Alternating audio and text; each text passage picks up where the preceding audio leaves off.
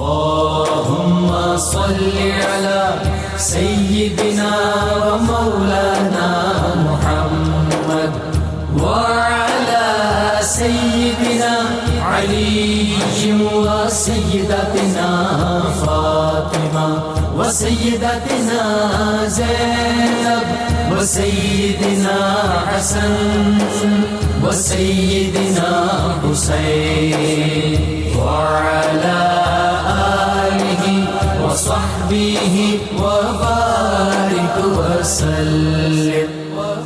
الحمدللہ رب العالمین والصلاة والسلام علی سید الانبیاء والمرسلین. اللہم صلی علی سیدنا و مولانا محمد وعلی آلہ واصحابہ وبارک وسلم وصلی علیہ. دنیا کے تمام دیکھنے والوں کو، تمام چاہنے والوں کو، تمام پیار کرنے والوں کو، اور جہاں جہاں تک اس وقت میری آواز کو سنا اور مجھے دیکھا جا رہا ہے، جنید اقبال کی جانب سے انتہائی محبت کے ساتھ السلام علیکم.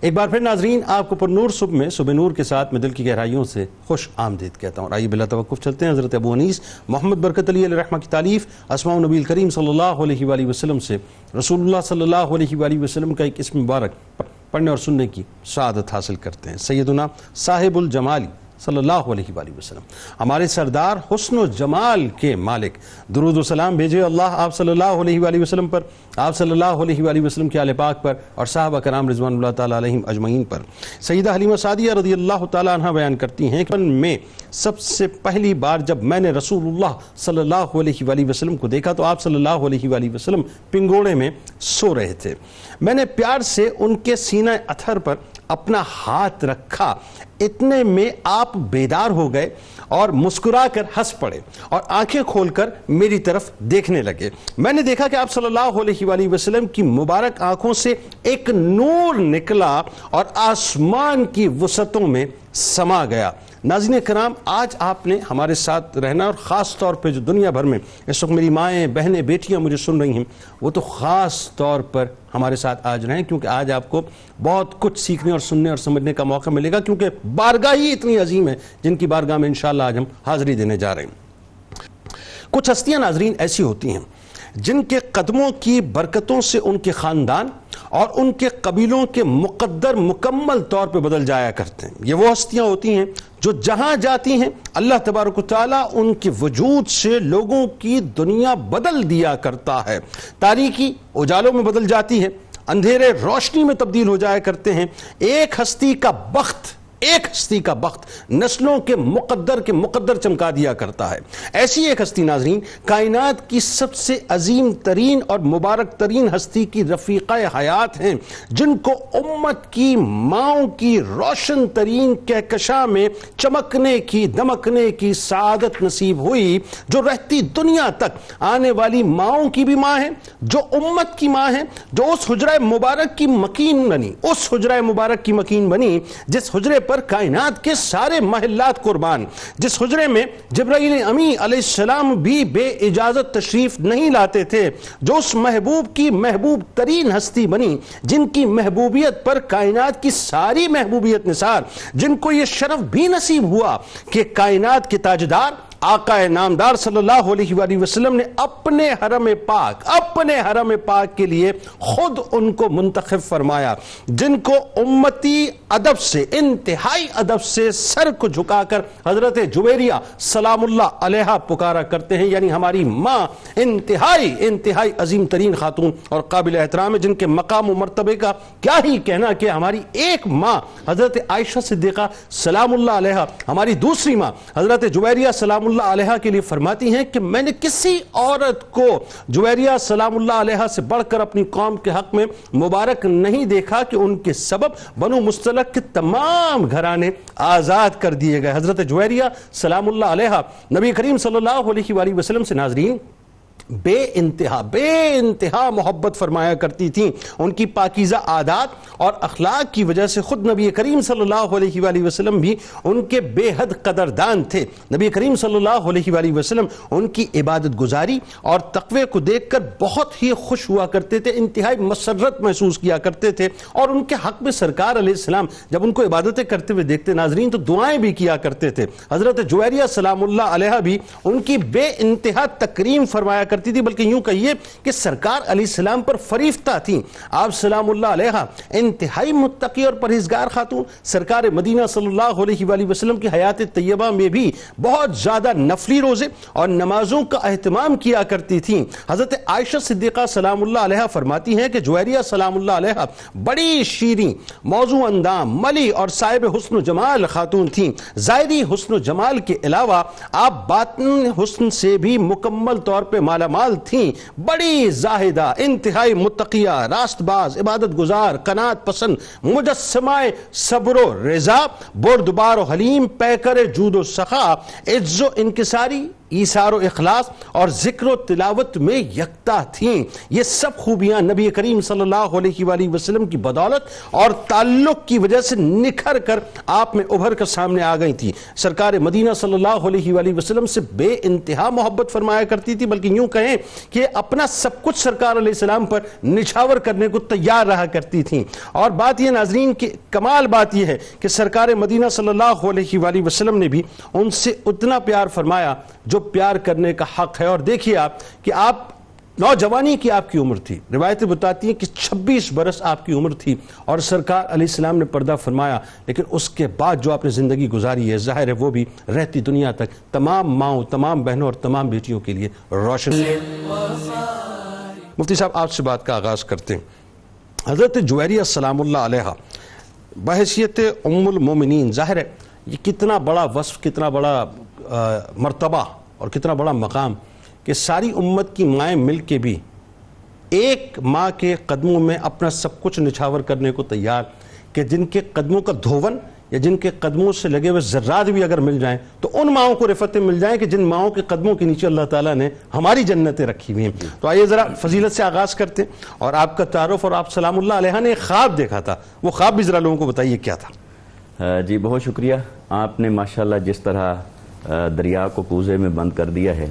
سیدہ جویریہ رضی اللہ تعالی عنہا کے فضائل یقیناً بے شمار ہیں۔ آپ کے نام مبارک سے ہم بات شروع کرتے ہیں اور آپ کے تعارف سے۔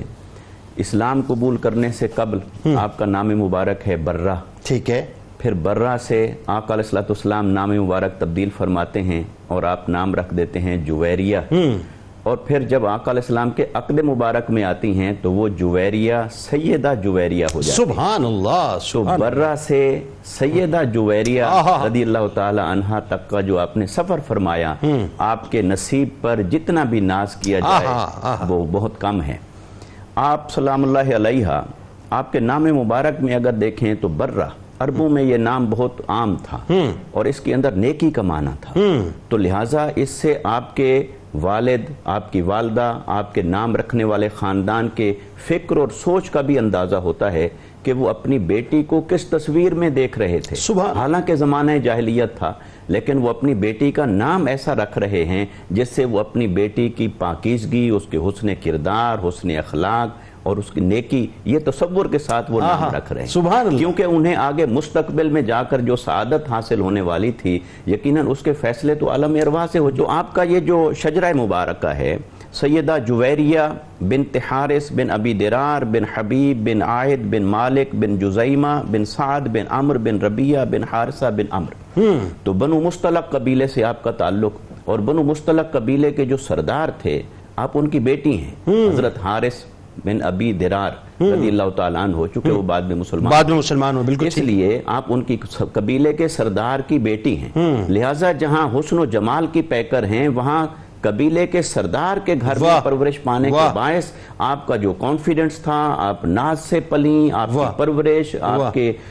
حسن و جمال کے ساتھ ساتھ جو آپ کی ذہانت، فطانت، وہ ساری چیزیں بھی پھر نقطہ کمال پر تھیں۔ آپ آقا علیہ الصلوۃ والسلام کے اعلان نبوت سے 2 سال قبل آپ کی ولادت مبارکہ ہوتی ہے، آپ کی پیدائش ہوتی ہے، پھر 5 ہجری میں یہ بنو مستلق کے ساتھ یہ غزوہ ہوتا ہے، جس کے نتیجے میں پھر آپ آقا علیہ الصلوۃ والسلام کے حرم مبارکہ میں تشریف۔ اچھا، وہ خواب کے بارے میں بتائیے۔ اور یہ کہ آقا علیہ الصلوۃ والسلام کے ساتھ پھر آپ نے 6 سال گزارے، پھر آپ کی حیات ظاہری، آپ کا وصال مبارک ہو جاتا ہے، اور آپ کے وصال کے بارے میں 2 روایات ہیں، ایک یہ کہ 50 ہجری، ایک یہ ہے کہ 56 ہجری۔ اس اعتبار سے آپ کی عمر مبارک 65 سال بھی بنتی ہے اور 71 سال بھی بنتی ہے۔ بات آگے بڑھاتے ہیں مفتی صاحب، ذرا یہ بتائیے۔ آپ نے خواب دیکھا،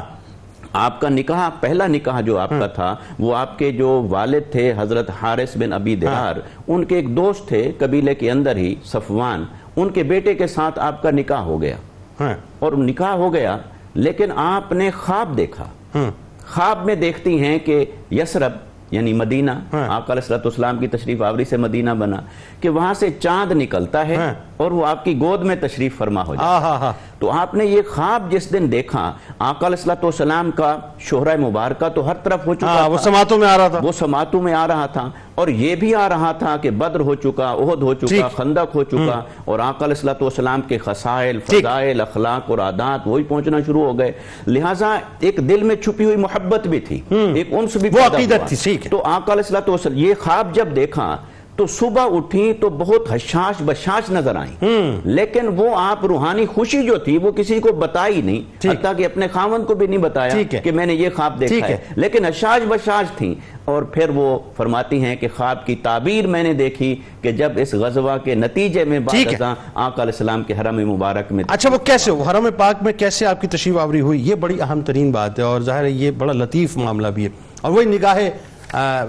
میرے رب کی نگاہ، میرے رب کی قدرت ہے کہ اس نے منتخب کر لیا اپنے محبوب کے لیے آپ کو۔ اب اس میں ذرا یہ بتائیے مفتی صاحب خاص طور پہ کہ اس وقت جو عرب کے حالات تھے، یعنی دیکھیں نا بدر ہو چکی، احد ہو چکی، خندق ہو چکی ہے، اب غزوہ مستلق کی جو ہے وہ طرف ہم بڑھ رہے ہیں۔ اچھا ایک تو یہ بتائیے کہ عرب کے جو حالات تھے بنیادی طور پہ کیا تھے، پھر یہ جو غزوہ بنو مستلق ہوئی ہے اور آپ سلام اللہ علیہ کا حرم نبوی صلی اللہ علیہ وآلہ وسلم میں داخل ہونا ہے، یہ کیا منظرنامہ تھا؟ اعوذ باللہ من الشیطان الرجیم، بسم اللہ الرحمن الرحیم۔ دیکھیں اس وقت ایک واحد ریاست تھی جسے مدینے کی ریاست سے کے نام سے ہم جانتے ہیں، جو انصاف پر مبنی ایک ریاست تھی، اور رحمت دو عالم صلی اللہ علیہ وسلم ایک مشن لے کر آئے تھے جس کو اللہ تعالیٰ نے قرآن عظیم میں بیان فرمایا کہ هو الذی ارسل رسولہ بالہدی ودین الحق لیظہرہ علی الدین کلہ۔ تو اس دین کو ریاستی سطح پر غالب آ کر اپنی تمام تر برکات کو ظاہر کرنا تھا۔ سبحان اللہ۔ یہ بات اطراف کے قبائل میں، کیونکہ وہ ایک نظم کے اور ایک دستور کے عادی نہیں تھے، لہٰذا انہیں بہت زیادہ کھٹکتی تھی، اور جب کبھی بھی مسلمانوں کے خلاف کوئی سازش ہوئی ہے تو لوگوں نے اپنی کمزوری کے باعث خود تو آگے آ کر کوئی اقدام نہیں کیا، بلکہ انہوں نے کوشش کی کہ کفار مکہ کو آگے کیا جائے اور ان کی سرپرستی میں، ان کی رہنمائی میں آگے بڑھا جائے، کیونکہ کفار مکہ کا عناد تو بالکل واضح اور آشکار تھا۔ اب یہاں حال یہ ہے کہ جیسا کہ آپ نے ذکر فرما دیا کہ ہجرت نبوی ہو چکی ہے، اور یہ 6 ہجری کا واقعہ ہے، اور اس میں غزوہ بدر ہو چکا، مسلمانوں کو سرفرازی اللہ تعالیٰ نے عطا فرمائی فرشتوں کی فوج کے ذریعے سے، اور اس کے بعد غزوہ خندق کا واقعہ جو ہے وہ زبردست واقعہ ہے، جس کی وجہ سے ہر طرف ان کی جو قوت تھی قریش کی وہ بہت کمزور پڑ چکی تھی، اس اعتبار سے کہ تمام تر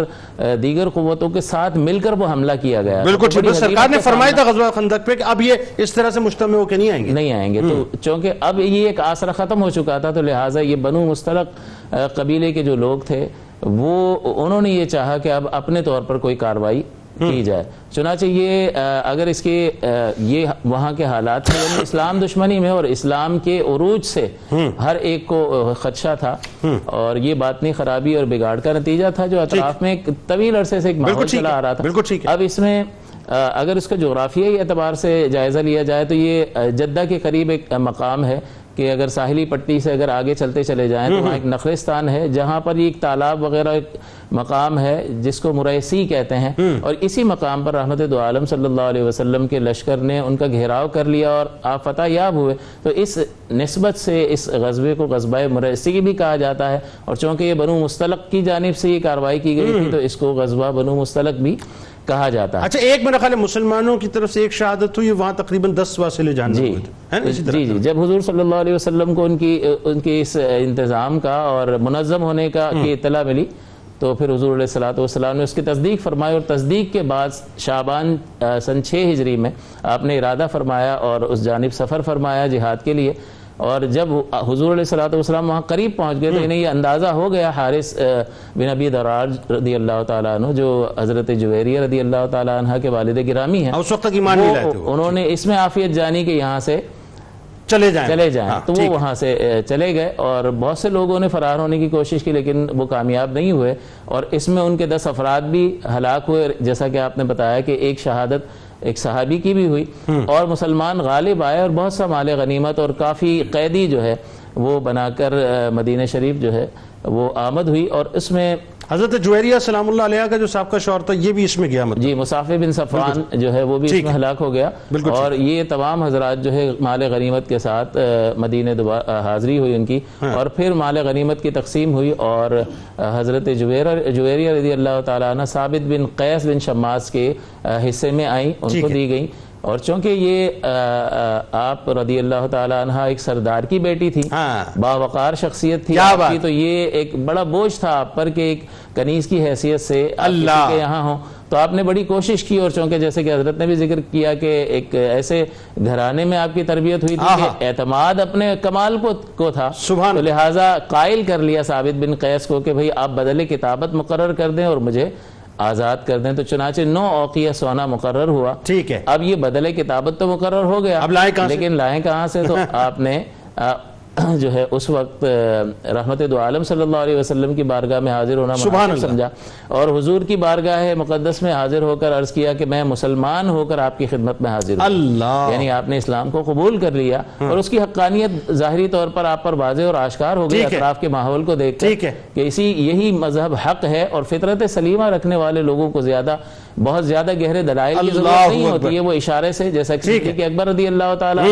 اور دیگر صحابہ کرام ایسے ہیں کہ ذرا سا اشارہ ملا اور انہوں نے اسلام کی دولت کو حاصل کر لیا اور اسلام کے پیغام کو قبول کر لیا۔ اسی طرح سے آپ کا واقعہ ہے۔ تو حضور کی خدمت میں جب یہ عرض کیا کہ میں مسلمان ہو کر حاضر ہوئی ہوں، اور اس طرح سے میں قبیلہ بنو مستلق کے سردار کی بیٹی ہوں، اور یہاں میں ثابت بن قیس کے حصے میں آئی، اور اس طرح سے بدل کتابت مقرر ہوا، اب آپ میری مدد فرمائے، تو رحمت کونین صلی اللہ علیہ وسلم کا دریائے رحمت جوش میں آیا، اور اللہ تبارک و تعالیٰ کا ارادہ ازلی تھا، اور اللہ تعالیٰ کریم ہے، ذالک فضل اللہ یؤتیہ من یشاء، کہ اللہ تعالیٰ کا فضل ہے جسے چاہتا ہے عطا کر دیتا ہے۔ تو حضور نے فرمایا کہ میں تمہیں اس سے بہتر نہ دوں، اس سے بہتر، سبحان اللہ، آپ نے فرمایا اس سے بہتر کیا ہو سکتا ہے، یعنی آزادی انسان کا ایک خواب ہوتا ہے، اور آزادی کی زندگی گزارا ہوا شخص جو ہے وہ اس کی قدر و منزلت زیادہ جانتا ہے، اس سے بہتر کیا ہو سکتا ہے۔ تو رحمت کونین صلی اللہ علیہ وسلم نے اپنی کمال رحمت کا اظہار فرماتے ہوئے ارشاد فرمایا کہ میں تمہیں آزاد کروا کر اپنے حبالہ عقد میں لے کر، یعنی اپنی زوجہ بنا کر تمام مومنین کی ماں بنا۔ سبحان اللہ، بات آگے بڑھاتے ہیں۔ اب یہ وہ موقع ہے کہ جہاں پہ آپ حرم نبوی صلی اللہ علیہ وآلہ وسلم میں داخل ہو چکی ہیں، اور اس کے پیچھے جو حکمتیں، جو اس کے پیچھے سماجی، سیاسی اور مذہبی حکمتیں، اس پہ میں گفتگو انشاءاللہ آپ سے اگلے اسپیل میں ضرور کروں گا، لیکن ایک بات جو بڑی اہم ترین ہے وہ یہ ہے کہ یہ بتائیے علامہ صاحب کہ یہ وہ موقع ہے کہ جہاں پہ آپ حرم نبوی صلی اللہ علیہ وسلم میں داخل ہو چکی ہیں، اب آپ سلام اللہ علیہ کی وجہ سے آپ کے قبیلے کے جو قیدی ہیں ان پر بھی کرم ہونے والا ہے، وہ کیسا کرم ہوا، پھر آپ کے گھر والوں پر کرم ہونے والا ہے، اور پھر وہ بات ہے کہ حضرت حارث رضی اللہ تعالیٰ عنہ ابھی تک ایمان نہیں لائیں، اب وہ سرکار علیہ السلام کی بارگاہ میں آنے والے ہیں، کچھ علم غیب کی بھی باتیں ہونے والی ہیں، کیا تھا وہ؟ بسم اللہ الرحمن الرحیم، اللہم صلی علی محمد وعلی آل محمد وبارک وسلم۔ بہت شکریہ جنید بھائی۔ حضرت جویریہ بنت حارث رضی اللہ تبارک و تعالیٰ عنہ ام المومنین جب حضور کے عقد میں آئیں تو اس کے بعد جو برکات کا سلسلہ ہے آپ کے لیے اور آپ کے خاندان کے لیے اور آپ کے گھر والوں کے لیے، وہ حضور کی طرف سے رحمتیں، برکتیں اور بخششوں اور عنایات کا سلسلہ جاری و ساری۔ صحابہ اکرام نے جب یہ سنا کہ سید عالم صلی اللہ تعالیٰ علیہ وآلہ وسلم نے قبیلہ بنو مستلق سے نکاح فرما لیا ہے، حضرت جویریہ جو ان کے سردار کی بیٹی ہیں ان سے حضور نے عقد فرما لیا، تو اب انہوں نے اس چیز کو مناسب نہیں سمجھا کہ ہماری غلامی میں ہمارے پاس کوئی ایسا شخص ہو جو حضور کے رشتہ داروں میں سے ہو۔ چنانچہ ہر ایک صحابی رسول نے جو سسرالی ہو گئے نا، بے شک، اور ان سے کہا کہ تم ہمارے اصحار میں سے ہو، اس لیے ہمیں یہ مناسب نہیں لگتا، یعنی تم ہمارے آقا کے سسرالیوں میں سے ہو، ہمیں یہ مناسب نہیں لگتا کہ آپ صلی اللہ علیہ وسلم کا کوئی بھی قرابت دار، کوئی بھی حضور سے تعلق رکھنے والا کوئی بھی شخص ہے، ہم اس کو اپنی غلامی میں رکھیں۔ اللہ اکبر۔ چنانچہ وہ تمام صحابہ اکرام، وہ جن کے حصے میں کوئی بھی کنیز آئی تھی، کوئی بھی غلام آیا تھا، ان سارے صحابہ اکرام نے تقریباً قبیلہ بنو مستلق کے 100 خاندانوں کے افراد تھے،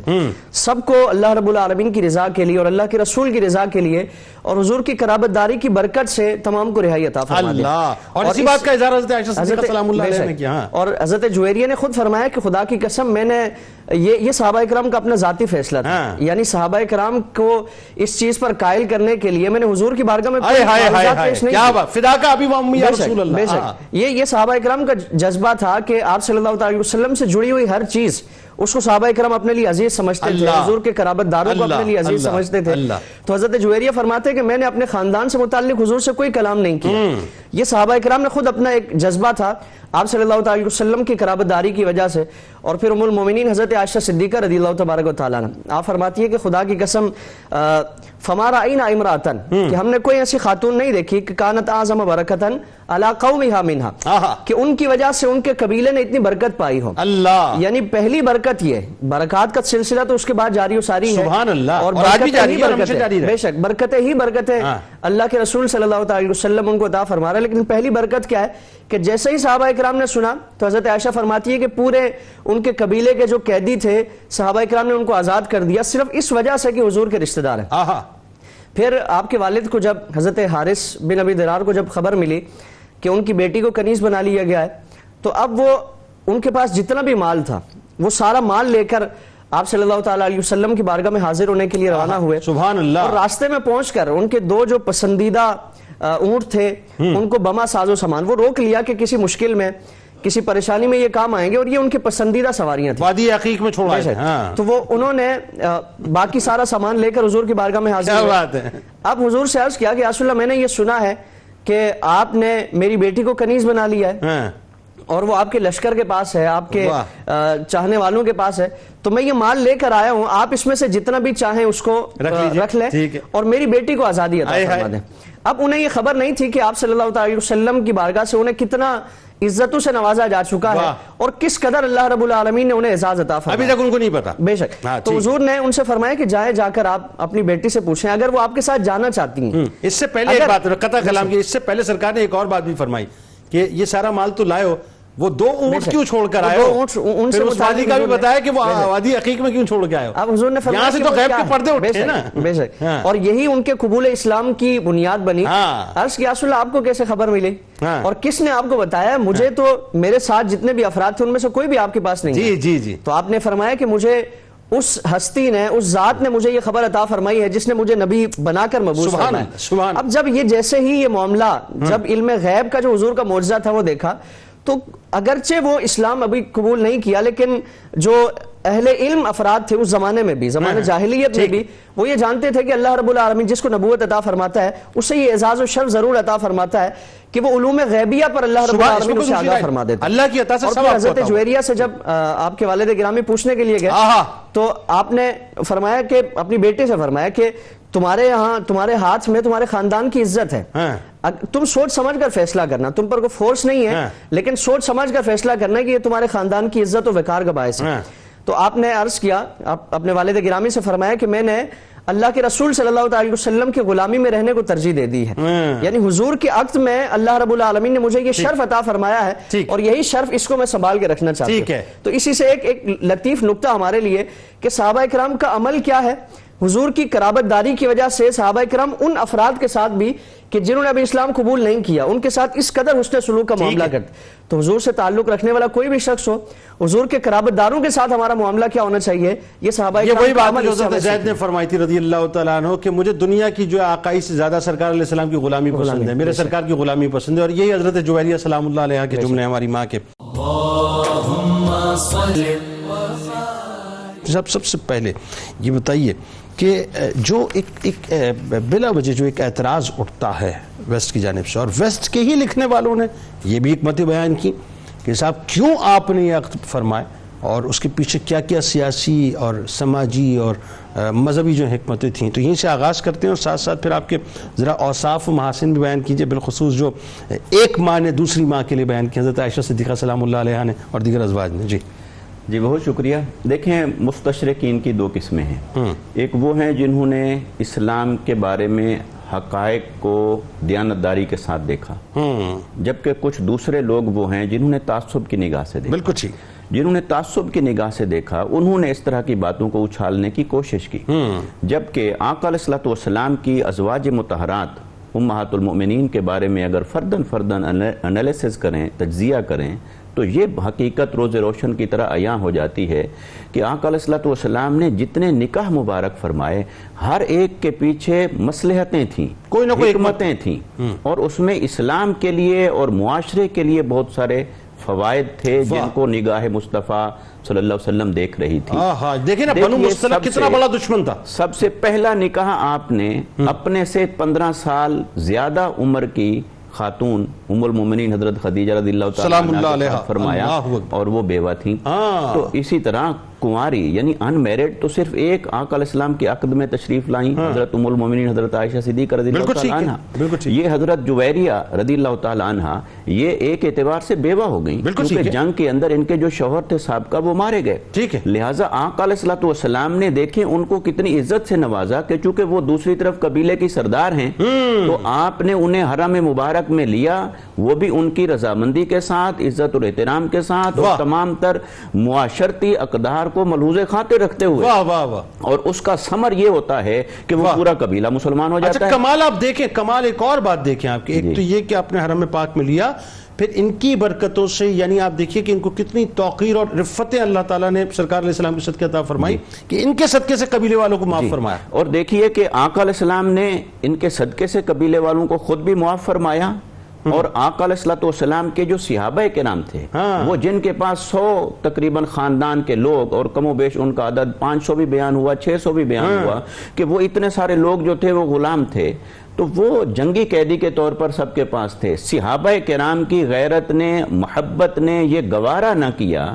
کہ جو آقا علیہ الصلوۃ والسلام کا سسرالی خاندان ہو وہ ہماری غلامی میں رہے، وہ ہماری قید میں رہے. انہوں نے جو ہی یہ خبر سنی کہ آقا علیہ السلام نے انہیں اپنے عقد حرم میں لے لیا ہے، انہوں نے ان کو آزاد کرنے کا اعلان کر دیا. تو صحابہ کرام کا یہ احترام اور یہ جذبہ کہ سسرالی رشتہ دار اور قرابت داروں کو اپنی قید میں رکھنا پسند نہیں کیا، تو چہ جائے کہ وہ سادات گرامی جن کی رگوں میں مصطفیٰ کریم صلی اللہ علیہ وسلم کا خون مبارک ہو اور وہ آقا علیہ السلام کے آل مبارک کے نسب کے وارث ہوں، تو ان کے احترام کا عالم کیا ہوگا. تو اسی طرح آقا علیہ السلام کی جتنی ازواج مطہرات ہیں ان تمام کی حکمتیں ہیں. آقا علیہ السلام نے انہی حکمتوں کے پیش نظر ان سے نکاح فرمائے. اور یہ یہاں پر تو کم عمری کا بھی سوال پیدا نہیں ہوتا، کیونکہ یہ بات اگر آقا علیہ السلام پر کوئی کرے گا تو وہ محض تعصب ہوگا. یہ تو پہلے سے شادی شدہ تھی، تو جو پہلے سے شادی شدہ ہیں تو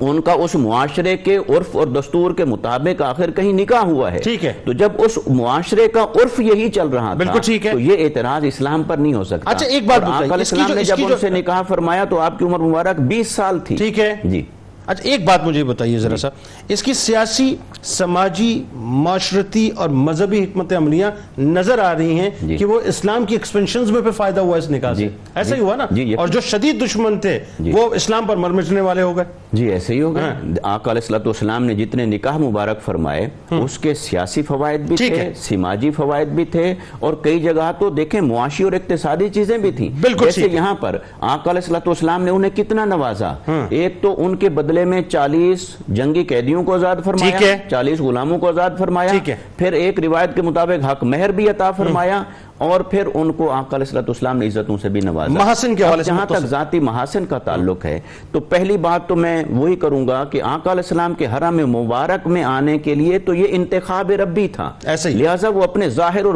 باطن کے اعتبار سے محاسن کے خوبیوں کا مرکز تھی، سرچشمہ تھی. آپ کی اگر ایک بات میں عرض کروں، معاملہ فہمی. آپ دیکھیے کہ جنگی قیدی کے طور پر آپ تشریف لاتی ہیں، اور جنگی قیدی جس طرح مجاہدین میں بانٹ دیے گئے تو آپ اسی طرح حضرت ثابت بن قیس اور ان کے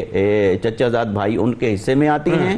اور آپ جاتے ہی اپنی خود مینجمنٹ کرتی ہیں. معاملہ فہمی کا یہ عالم ہے، مکاتبت کرتی ہیں. مکاتبت عربوں کے ہاں عرف تھا کہ اگر کوئی وہ ان سے ایگریمنٹ کر لے کہ میں آپ کو اتنے پیسے دے دوں تو میں آزاد، تو یہ آپ نے سارا نیگوشیٹ بھی خود کیا،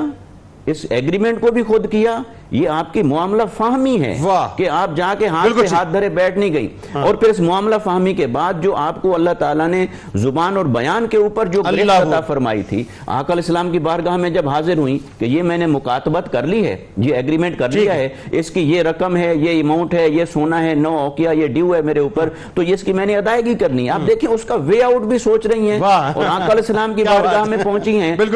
ہیں تو کلام کا انداز ایسا ہے کہ یا رسول اللہ صلی اللہ علیہ وسلم یہ میں نے کیا ہے، یہ مجھے آپ کی مدد درکار ہے، تو آقا علیہ السلام پھر کس طرح آپ کرم فرمایا۔ بات آگے بڑھاتے ہیں مفتی صاحب، آپ سلام اللہ علیہ کا کثرت سے عبادت کرنا، کثرت سے روزے رکھنا، اور سرکار علیہ السلام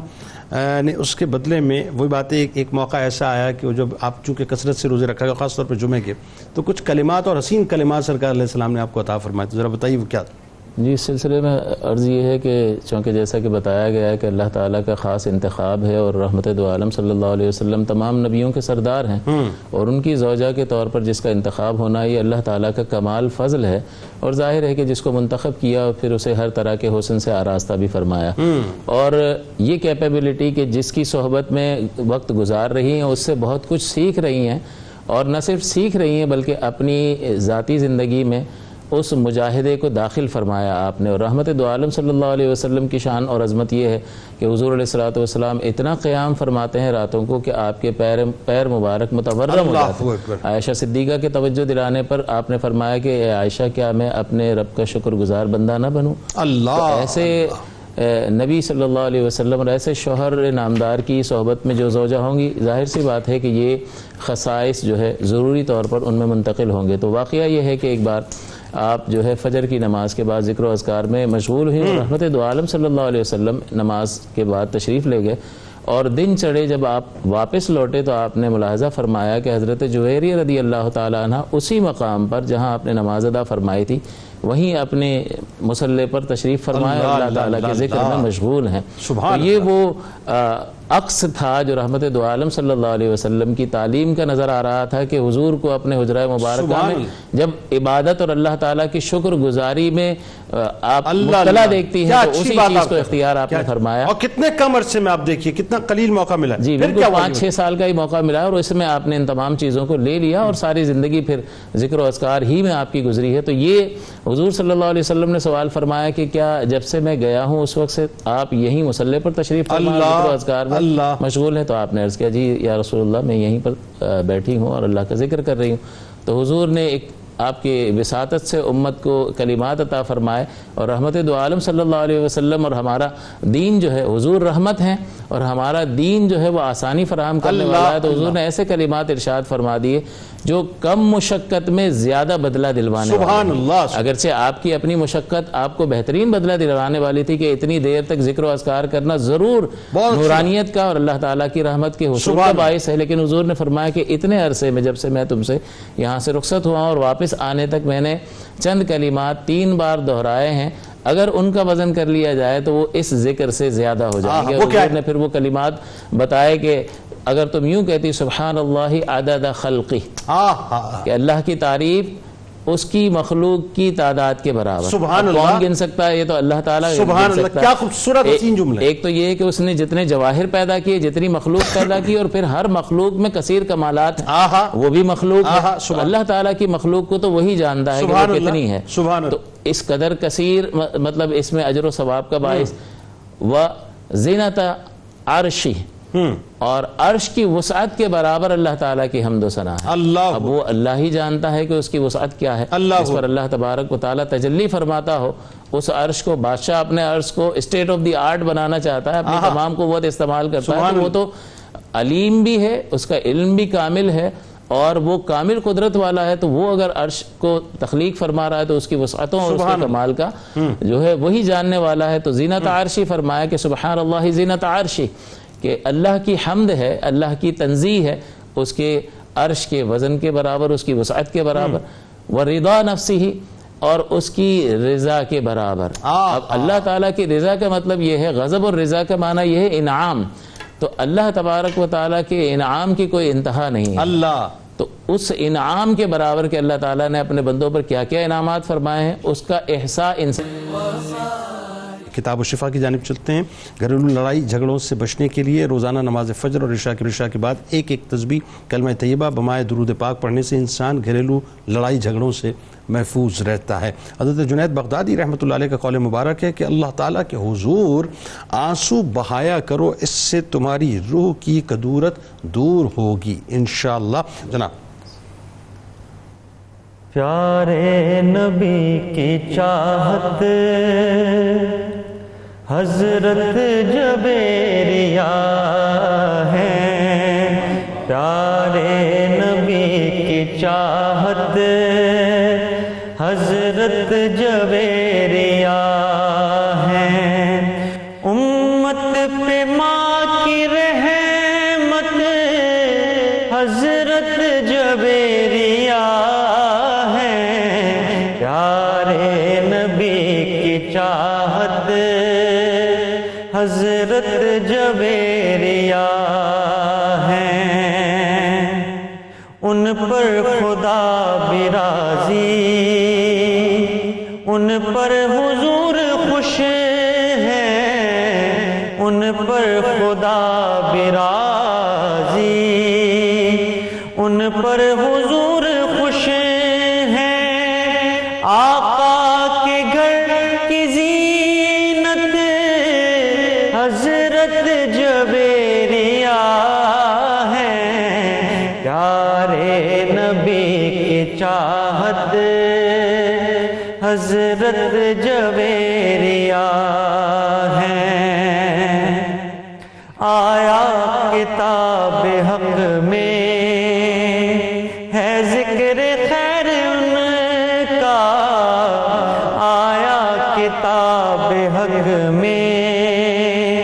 ہے ذکر خیر ان کا، ایک مرکز ہدایت حضرت جبیریہ ہے، پیارے نبی کی چاہت حضرت جبیریہ ہے، ہوں میں کنیز زادہ ساجد شرف ہے میرا، ہوں میں کنیز زادہ ساجد شرف ہے میرا، میری منزل عقیدت حضرت جبیریہ ہے، پیارے نبی کی چاہت حضرت جبیریہ ہے، امت پہ ماں کی رحمت حضرت جبیریہ ہے، پیارے نبی کی چاہت حضرت جبیریہ ہے، پیارے نبی کی چاہت حضرت جبیریہ ہے۔